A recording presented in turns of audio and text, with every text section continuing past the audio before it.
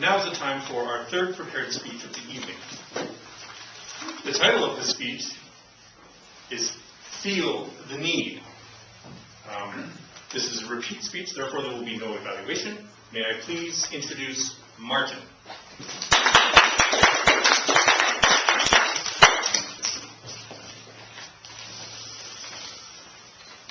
Can you smell it? Can you hear it? Can you feel it? Those sweet, spicy smells, the chorus of cheering children, the fleet feeling of fulfillment as another year passes. Christmas time is here again. And what a wonderful time of the year it is. A time of the year when we all, humanity, lifts itself up on words such as hope, peace, and charity. But this year, I ask you all to embrace another word. And I warn you, it is a word we have been taught to revile and hate. Right-minded citizens will shun it. But as we will see, it is a word that we should hold close to our hearts. And not just at Christmas time, but throughout the year.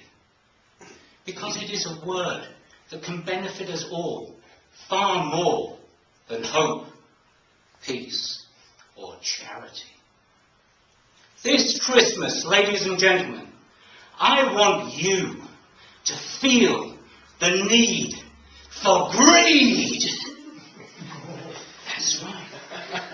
I said feel the need for greed. Because greed can benefit, well, far more than hope, peace, or charity.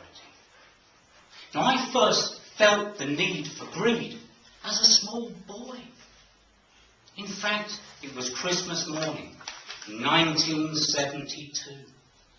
My brother and I had got up very early, as we always did every Christmas, to whirlwinds of energy, eager to rip open those presents that lay in the stockings at the base of our beds. There was only one small problem that Christmas. There were no presents in those stockings. We ran downstairs, and there in the kitchen, drinking tea and looking grim-faced, sat our parents. My father explained to us that Santa Claus had been in the night and told them how truly wicked we had been, and had only left one sack of toys, so only one of us could have our presents that year. And so to decide who would get them, we would have to race each other around the block, and whoever won would get their presents that Christmas. I had a sinking feeling it wasn't going to be me. My older brother was taller, stronger, and a darn sight faster than me. I knew it would be a thin Christmas with just a plate of turkey. And so it was, as my father said, ready, set, go. My brother bounded off like a gazelle. By the first corner, I'd lost sight of him completely. It was then, like a hand of God reaching into my heart, that I felt it. Like an epiphany. I felt the need for greed. I knew instantly that if I just continued to follow along, try and catch my brother, I was going to lose. I wasn't going to get any presents that Christmas.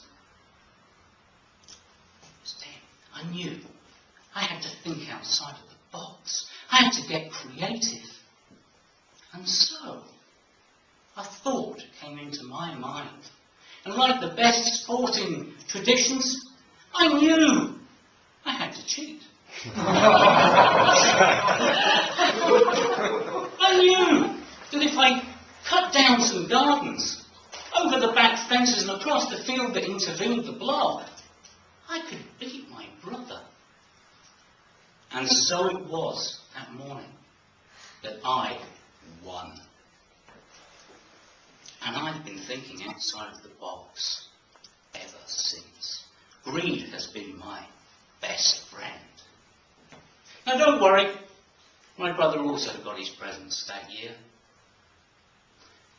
My parents had decided that instead of just having two whirlwinds of energy, it would be better if we just raced each other around the block and got rid of some of that energy before we got into our presents. But greed is a natural force. It is natural for us to want to be rewarded for our efforts. And the greater the effort, the greater the reward. Greed is a natural force.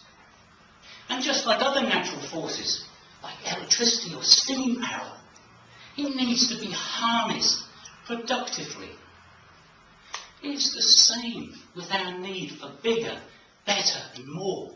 It needs to be harnessed if it's to be productive. I am sick and tired of listening to all those whingers and whiners out there telling me, oh, greed is so terrible. Well, tell me, folks, what's our alternative? Where would we be without the power of greed? Was it hope, peace, or charity that got you out of your bed this morning? That helped you with that project at work? That brought you here this evening? No. It was our need for bigger, better, and more. It was greed. And when the glitz and glitter of this Christmas has passed, and the presents have been given and received, and our thoughts turn to the new year coming, and we start to think about our New Year's resolutions, what will we hope for? Will we hope for less? I don't think so. We will dream of more.